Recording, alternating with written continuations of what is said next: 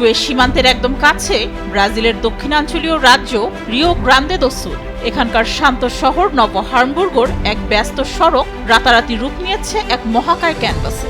কোনো ক্যানভাস কাপড়ে নয়, পিচ ঢালা কালো রাস্তার 850 বর্গমিটার এলাকা জুড়ে 6 জন স্থানীয় শিল্পীর একটানা পরিশ্রমে মাথা তুলে দাঁড়িয়েছে সেলেসাও রাজপুত্র নেইমার জুনিয়রের বিশাল প্রতিচ্ছবি।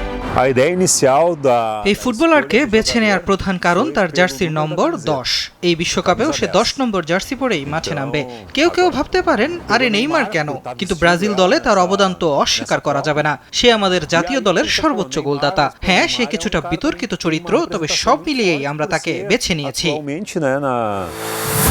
তবে পিচ ঢালা রাস্তায় নেইমারের এত বড় মুরাল নিখুঁত অনুপাতে ফুটিয়ে তোলার পেছনে আছে আধুনিক প্রযুক্তির দারুণ মেলবন্ধন। ফুটবলের ঐতিহ্যবাহী আবেগের সঙ্গে এখানে হাত মিলিয়েছে আধুনিক বিজ্ঞান। কোনো সাধারণ চক বা স্কেল নয়, এই মহাকায় নকশার নিখুঁত খসড়া তৈরিতে ব্যবহার করা হয়েছে মেটাকোয়েস্টের অত্যাধুনিক অগমেন্টেড রিয়েলিটি বা এয়ার গগলস।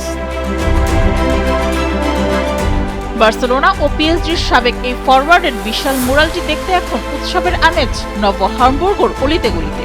বিশ্বকাপ শুরুর আগে এটি হয়ে উঠেছে গোটা এলাকার প্রধান আকর্ষণ। শৈশবের নায়ক নেইমারের বিশাল ছবির সামনে দাঁড়িয়ে ছবি তোলার আনন্দ ছুঁয়ে যাচ্ছে নতুন প্রজন্মকে।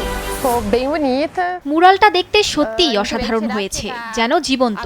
সামনেই বিশ্বকাপ, বাচ্চারাও এখন ঘরে ঘরে ফুটবল কার্ড আর স্টিকার জমাচ্ছে, তাই ওদেরকে সরাসরি নেইমারের এই বিশাল ছবিটা দেখাতে নিয়ে এলাম। ফুটবল নিয়ে আমাদের এই আনন্দটাই আলাদা।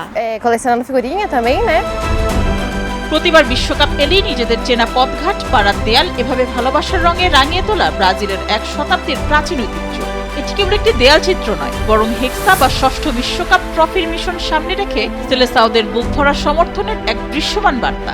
আগামী শনিবার আফ্রিকান পরাশক্তি মরক্কোর বিপক্ষে ম্যাচ দিয়ে মাঠের মূল লড়াইয়ে নামবে 5 বারের বিশ্ব চ্যাম্পিয়নরা। তার আগেই মাঠের বাইরের এই শিল্পকর্ম জানান দিচ্ছে বিশ্বকাপের মঞ্চ কাঁপাতে পুরোপুরি প্রস্তুত সাম্বার দেশ। মেহজাবিন হোসেন, স্পোর্টস ডেস্ক, দেশ টিভি।